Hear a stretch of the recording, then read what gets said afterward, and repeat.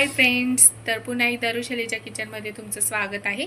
तर आपण हे 1 लिटर दूध घेतलेले आहे। आता आपण त्याची बासुंदी तयार करून घेऊया। तर बघा, हे मी फुल फॅटचं दूध घेतलेले आहे म्हशीचं। तर आपण आता हे कढईमध्ये टाकून घेऊया।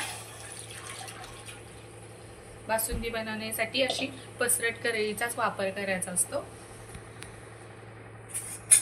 आता आपण ह्याला सतत असं ढवळत आपण त्याला आता रेड्यूस करून घेणार आहोत। असं सतत ढवळत आपण त्याला एकदम आटवून घेणार आहोत। बघा, आता 15 मिनिटं झालेले आहे। आपलं दूध अर्ध रेड्यूस झाले आहे, म्हणजे अर्ध आटलेलं आहे। आता आपण त्यामध्ये अर्धा वाटी साखर टाकून घेऊया।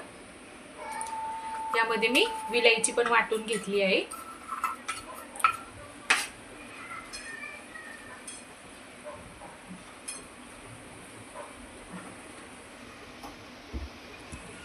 तर आपण आता त्यामध्ये काजू बदाम हे मी बारीक चॉप करून घेतलेले आहे, ते पण टाकून घेऊया।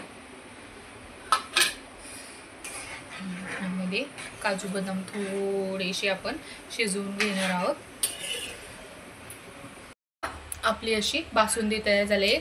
आपण घेतलेल्या दुधापेक्षा आपले अर्धे दूध आता आटलेले आहे।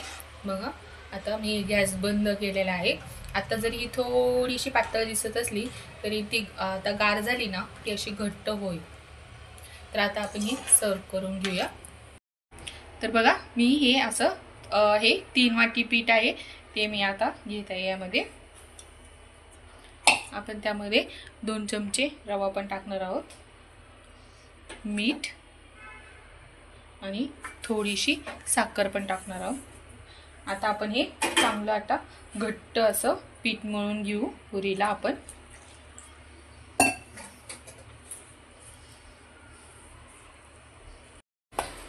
तर बघा, आता आपण हे असं पीठ मळून घेतलेले आहे। हे पीठ घट्ट पण नाहीये आणि खूप पातळ पण नाहीये। आता आपण हे 5-10 मिनिटांसाठी झाकून ठेवूया। पुरी लाटून घेऊया। आता आपण मस्त अशी पुरी लाटून घेऊया। अशा हे 4 पुऱ्या करून घेतलेल्या आहे। आता आपण तळून घेऊया।